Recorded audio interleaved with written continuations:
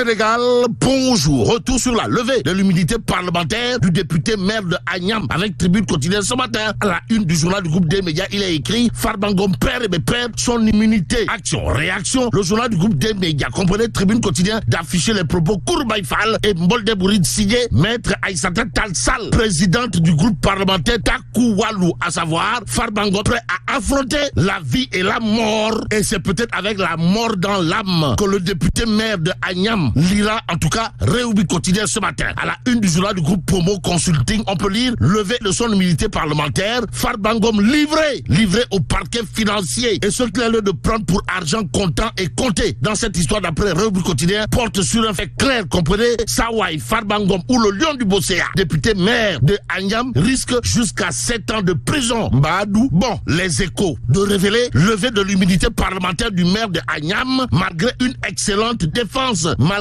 une défense machallah, malgré une défense gongo. Farba Ngom conduit à l'échafaud. En tout cas, Maître Aïssata Tall Sall et Abdoumbo portent le combat, informe toujours les échos. Le journal d'ajouter le groupe Taku Walou boycotte le vote que retenir d'autres de l'actualité autour justement de la levée de l'immunité parlementaire du maire de Agnam, Farba Ngom en l'occurrence. Sinon, Cheikh Oumar Anne, Nafi Khan et Moussa Amadi Sarr comptent, tandis que Amadouba, Tafsir Choi et Mbaye Dione votent abstention. Et bien note en tout cas les échos favorables ou pas. En tout cas, le public quotidien d'indiquer son immunité parlementaire levée, Farba à la merci, et bien Farba à la merci du pôle judiciaire financier. Bon, retenons également d'après le public quotidien que le vote s'est conclu par une majorité écrasante, pour ne pas dire écrabouillante, de 130 voix pour, 3 contre et 3 abstentions. Bon, loin de s'abstenir, voilà ce que fait la rédaction du public quotidien, histoire d'indiquer, soulignant le courage légendaire des gens du foot. Maître Aïssata Tall Sall a affirmé que son client était prêt à affronter toutes les épreuves. En tout cas, l'avocate a également mis en garde contre les risques de confondre condamnation et justice. Aussi, il y a Aliou Sall, ancien maire de Guédiawaye, qui toujours, d'après le public quotidien, dira la démarche contre Farba Ngom est la énième dérive autoritaire et partisane du pouvoir en quelques petits mois d'exercice. Bon, même s'il est dit Yolou Diab Sorioul, l'observateur, toujours au chapitre de la levée de l'immunité parlementaire de monsieur l'honorable député maire Mouamadou Ngom dit Farba de révéler que Ndeketeyo, ça sent le Pachalimon, Tumbelkadi, Ruidbege du côté du foot taureau. Vous le décorez? Wallahi talaï. Bon, veillée d'armes autour de Farba. C'est le titre qui barre la une de l'observateur.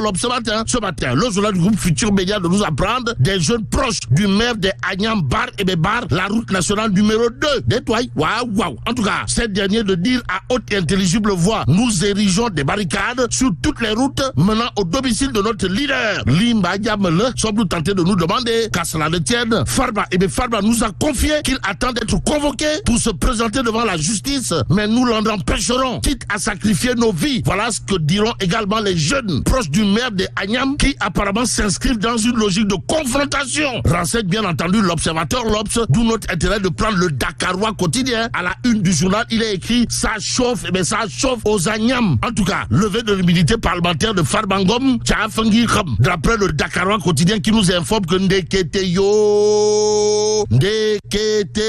du côté des Agnam, il est désormais question d'une tension sismique, voire volcanique et même atomique. À lire toujours dans le Dakarois quotidien, la réaction atomique, pour ne pas dire la réaction aux allures de bombes à fragmentation. Signé Setou Sakhewar Fatma, Moustapha Diakhaté en l'occurrence. Bon, à peine affranchi de prison, Setou Sakhewar Fatma, comprenez Moustapha Diakhaté, Magou Guerrier, Khalif Général Koulou Nyangalman, relance l'offensive et comme il est dit, Ndordouba Yonab. Retenons en tout cas le pavé dans la main, pour ne pas dire le coup de pied dans la fourmilière, signé Setou Sakhewar Fatma, Moustapha Diakhaté en l'occurrence, à lire dans le Dakarois quotidien, à savoir, je reste convaincu que le combat pour le respect du pluralisme et de la liberté d'expression reste mon credo.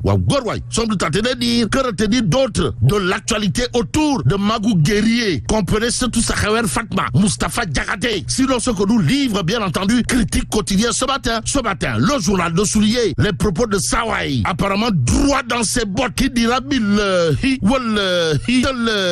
je vais continuer mon combat. Un autre combattant, celui des droits de l'homme, intéresse en plus d'un titre Terral quotidien ce matin, le journal entend par là Maître Sidiki Kaba ou le Dougou Tigui en passe de devenir Diamana Tigui. Que dire en réalité dans cette histoire? Sinon, Maître Sidiki Kaba est tout sauf un droit de l'homiste de la petite semelle. La preuve avec l'information de Tehran Quotidien ce matin. Le journal de révéler Sénégal, Fédération internationale pour les droits humains, une délégation de la FIDH reçue par Maître Sidiki Kaba. Ouais, tu les lolouaï. Ça, ouais, Maître Sidiki Kaba. Ou le Kangfori, pour ne pas dire le Punkel, qui a la reconnaissance de ses pairs. D'après, bien entendu, Tehran Quotidien, le journal de nous apprendre que le premier ministre Sidiki Kaba a reçu une délégation de la Fédération internationale pour les droits humains ce jeudi à Dakar. Et bien, pour rappel, puisque le rappel profite aux croyants, Maître Sidiki Kaba, ou le Dougou-Tigui, en passe de devenir un Djamana-Tigui, a été le premier Africain, élu président de la FIDH en 2001. Renseigne en tout cas Tehran Quotidien, le journal d'ajouter l'ancien premier ministre du Sénégal, Maître Sidiki Kaba, ou l'homme qui a tiré le Sénégal oriental de son statut de goulag pour en faire une zone bénie des dieux, est actuellement le président d'honneur de la FIDH. Voilà,